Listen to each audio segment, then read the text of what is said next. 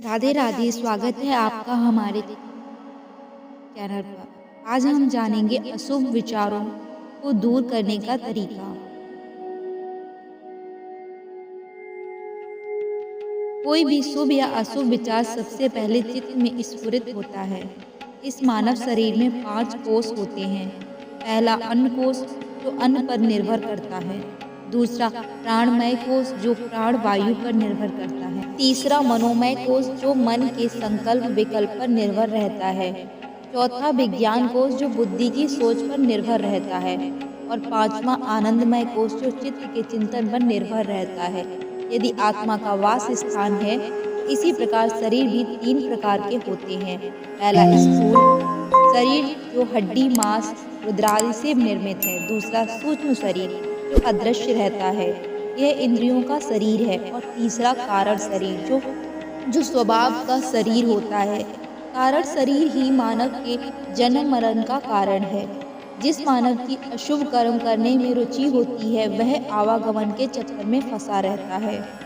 जब मन अशुभ कर्म करने पर अग्रसर हो जाता है, तो सबसे पहले चित्त में हलचल हरकत उदय होती है। यदि इस हलचल को दबाया नहीं गया, खत्म नहीं किया गया, तो यह मन पर हावी हो जाएगी। जब मन इसे पकड़कर काबू कर लेगा, तो यह विचार में पलटकर इंद्रिय पर हावी हो जाएगी। इंद्रिय पर आने पर मानव काबू से बाहर हो जाएगा। फिर समझने से भी नहीं समझेगा। फिर उसे इस हलचल को प्रैक्टिकल या व्यवहारिक रूप में करना ही पड़ेगा। जब काम पूरा हो जाएगा, तो बाद में पछताएगा और सोचेगा कि मुझे ऐसा घृणित कर्म नहीं करना चाहिए था। अब पछताए होत का, जब चिड़िया चुन गई खेत। अब विचार करने की बात यह है कि इस बुरे काम को रोका कैसे जाए। इस समस्या का हल यह है कि जब भी कोई गंदी भावना, अशुभ विचार मन में आवे या हलचल चित्त में हिलोरे मारे, तो उस हिलोरे को वहीं पर दबा दो।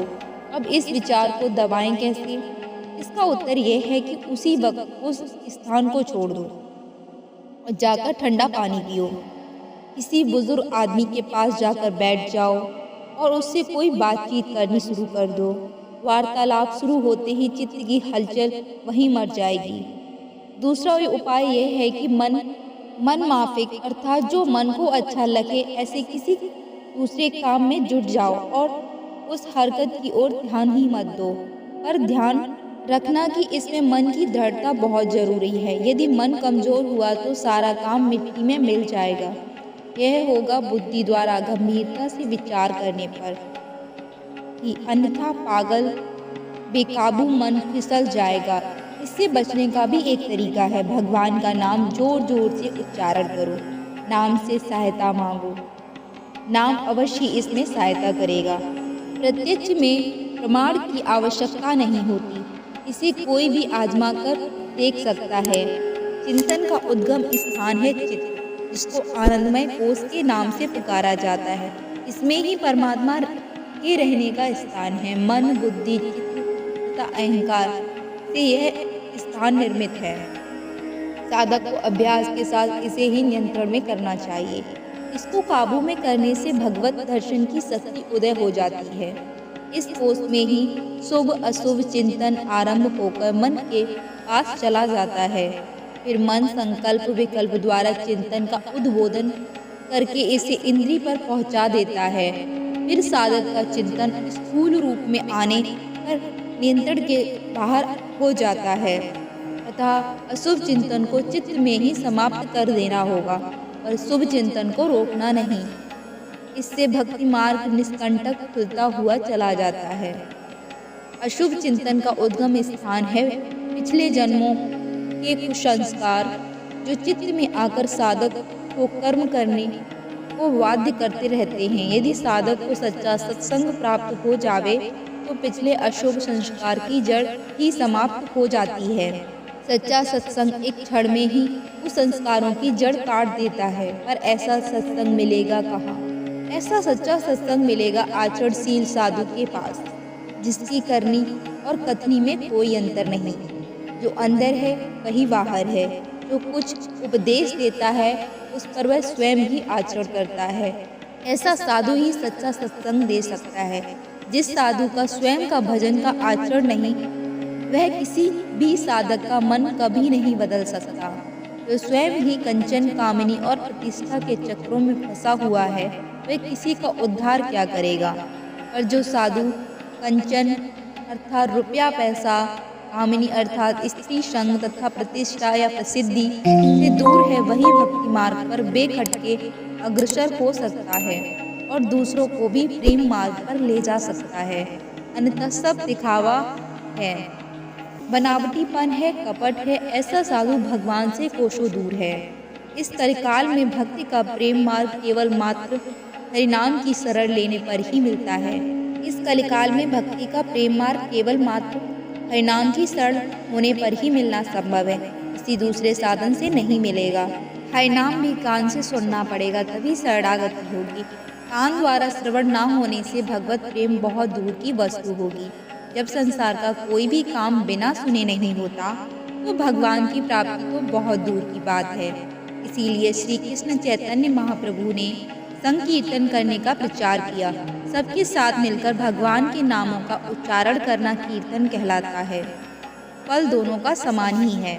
कलयुग में किसी को भगवान का प्रत्यक्ष तथा असली दर्शन नहीं होता। साधक उस तेज को सहन ही नहीं कर सकता। इसीलिए भगवान अपने भक्तों को छदम रूप दर्शन देने स्वयं आते हैं। मुझे भगवान ने छदम। जब भक्त सच्चे मन से भगवान को चाहता है, याद करता है, पुकारता है, तो उसके लिए रोता है, तो भगवान भी उससे मिलने के लिए व्याकुल हो जाते हैं। अपने भक्त को भगवान रोता नहीं देख सकता, बेचैन हो जाता है। पर यदि सच्ची भावना नहीं होगी, व्याकुलता नहीं होगी, तो भगवान भक्त के पास कभी नहीं आएंगे। भगवान को मन चाहता ही नहीं है। मन चाहता संसार को, धन दौलत, पुत्र परिवार को, अपनी खुशहाली को। जब मन में भगवान के लिए छटपटाहट होगी, व्याकुलता बढ़ेगी, तो संसार से वैराग्य होने लगेगा, संसार से आसक्ति कम होने लगेगी। जब सच्चा ज्ञान अंतःकरण में उदय होगा, तब ही वैराग्य का उदय होगा। कान से सुनकर कम से कम 3 लाख हरिनाम करने से यह होगा कि किसी साधक को इससे कम संख्या में हरिनाम जपने से भी हो सकता है। ऐसे साधक की पिछले जन्मों की भक्ति होगी तो ऐसा होगा। इसकी कसौटी क्या है?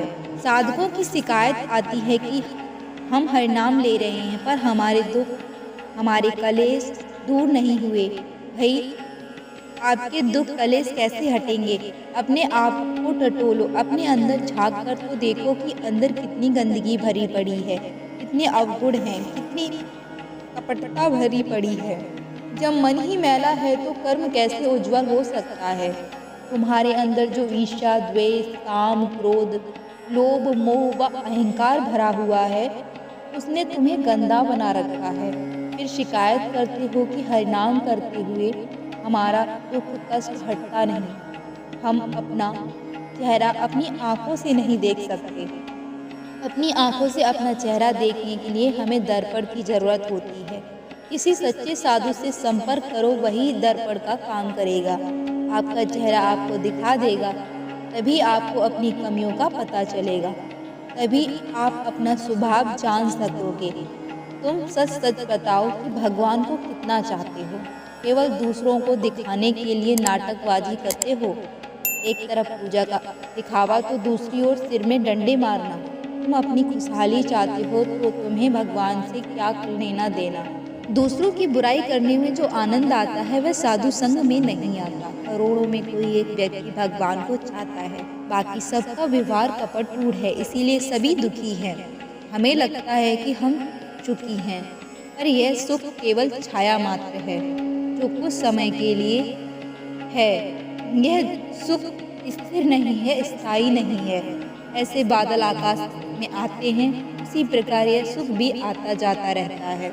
इस कलयुग में लोगों का साम्राज्य है। दूसरों की बात छोड़ो, साधु साधु को मरवा रहा है। समय बहुत खराब चल रहा है। शासन में कोई दम नहीं है, सुनने वाला कोई नहीं है।